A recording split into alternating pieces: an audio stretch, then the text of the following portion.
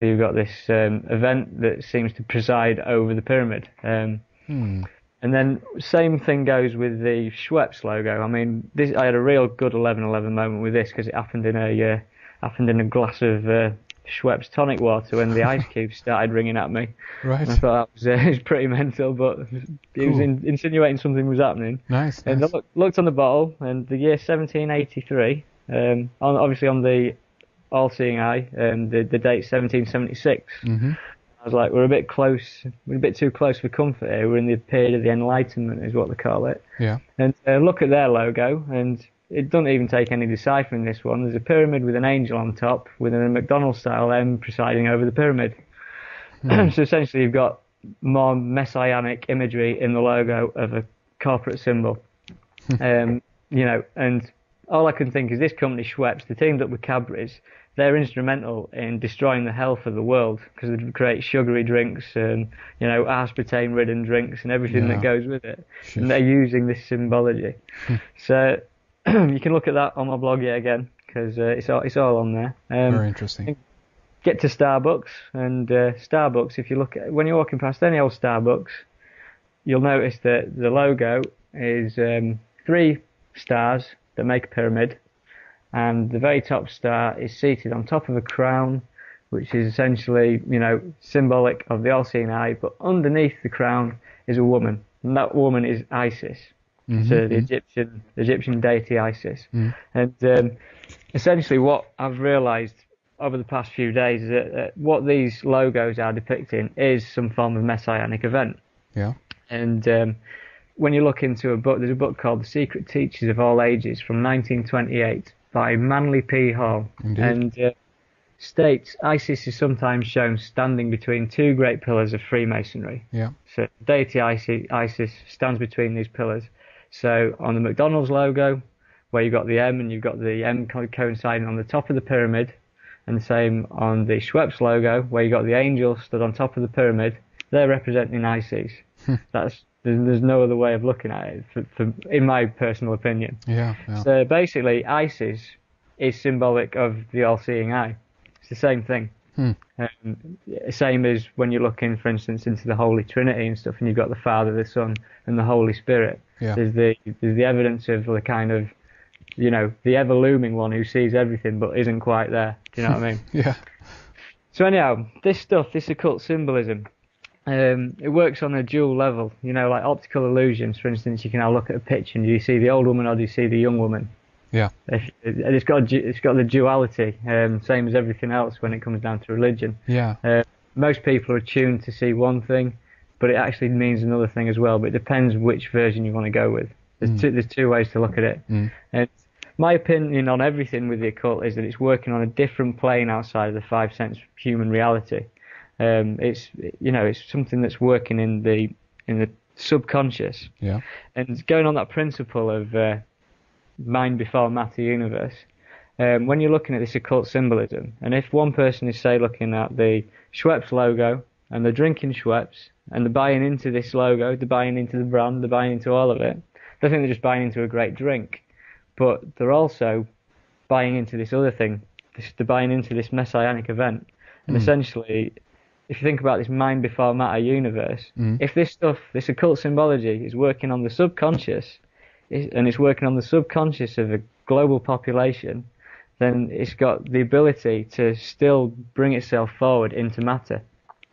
Do you know what I mean? So it's what you're saying is that with the help of all these knowing people, so to speak, this is propelled forward. Is that what you're saying? Yeah. For instance, like when someone goes to a McDonald's and they're buying into the McDonald's, how clever they got that anyhow. Right. But when they're going in and they're buying those McDonald's, they're also, they're buying into the alternate thing, which is the symbol of, this messianic event on top of a pyramid. It's empowering it. It's building it into the subconscious, and that subconscious can precipitate into matter at the right time. And that's interesting, considering that many of these companies are so, they're global players. I mean, some of these companies have bigger, a bigger economy and gain more money than certain countries do. Well, I mean, we've got no idea how they got so successful. I mean, there's no reason for it, to be honest, apart from that there's something else there working with them. You know what I mean? Do you also think that potentially this could work the other way around, meaning that human beings, since we've been subjected to, at least in the Western world, almost 1700 years of Christianity and so forth, that the reason also why they might want to pick a logo like this or have this message in the logo is that on some level this speaks to our unconscious. So people who are inclined to lean towards the Christian faith, for instance, are actually in some way kind of lured in by these kinds of symbols, and consequently they. I mean, yeah. Yeah, definitely. I mean, the thing that I'll draw upon later is that how this works with more than just Christianity. Because if ISIS has many identifications, and she's got an identification as the angel Gabriel and the all-seeing eye and stuff. Yeah. But when we talk about this New World Order and the one world religion and the one world government, the angel Gabriel is the one figure that can unite Islam and Christianity, because both of them adhere to her as God's messenger. Mm-hmm. So when you're looking at implementing this New World Order, it's got to be something that combines these two religions. And that particular figure is that thing that can combine those religions. I'll touch on that in a bit, anyhow. It gets deeper. I'll be telling you all it is in a minute. Sure. Go ahead, sir. Yeah. I'll give it a bit of time. I'll give you another 10 minutes. Sounds good. And I'll let you know who it is. But anyhow, moving back to the Olympics logo and the Zion logo and the 2012 and stuff. Basically, there's a little bit of research. There's stuff on the net about this as well.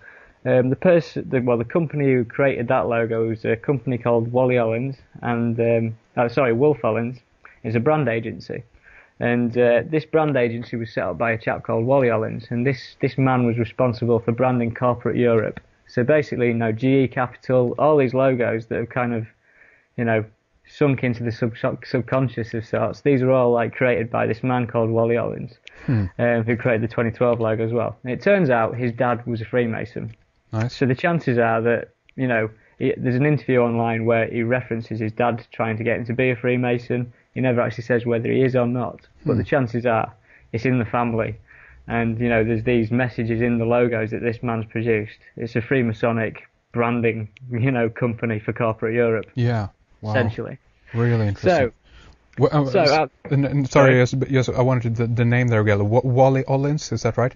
Wally Ollins. Right, yeah. Thank you. Okay. Wallyollins. Perfect, thank you. Right, and so at this point, you've got this connection to Freemasonry with the logo and stuff, and it moves much higher than Freemasonry. That's just like the outside protection for this stuff. I basically loaded up, Google Earth. Wanted to have a look at the London site from the air. I wanted to see, what it is that's so special about this place. Mm. And it just so happened that the particular site in Stratford was the only last bit of wasteland that was, that was left vacant in London. It was the one last place that they could do things for something like the Olympics. So it's quite lucky that they had it in the first place. And what I noticed was I started looking at the actual street plan of this place, and to go through it, you've got a number of roads that circle the site, and the first road is a road called the Eastern Cross Route. The East Cross Route, which is a reference to the Eastern Cross. The Eastern Cross is an Orthodox cross, and it's a modified version of the Patriarchal cross. It's got two smaller cross beams across the side. The next road down, you've got Carpenter's Road, which encircles the site. Carpenter, who was a carpenter? Oh, good old Joseph. Yeah, he was a carpenter, wasn't he? Yeah. Next road down, you've got a road called the Great Eastern Road. And obviously when you refer to something as the Great Eastern, it's obviously like the Great Eastern Star. So you look into the Great Eastern Star. It turns out that the Order of the Eastern Star is the largest fraternal organisation in the world that both men and women can join, and it was founded by someone highly connected with the Freemasons, and their symbol is the pentagram. So this is the next road down. Yeah. Moving on around the Olympic site. If you envisage we're encapsulating the whole Olympic site here, the next road along is Angel Lane, and obviously the famous angel is the angel Gabriel. So we've got Angel Lane here. Next road along, we've got Temple Mills Lane. Temple Mills, where the water mills belong to the Knights Templar. Yeah. So another connection there. The Knights Templar were the poor fellow soldiers of Christ in the Temple of Solomon. And then encapsulating all of this is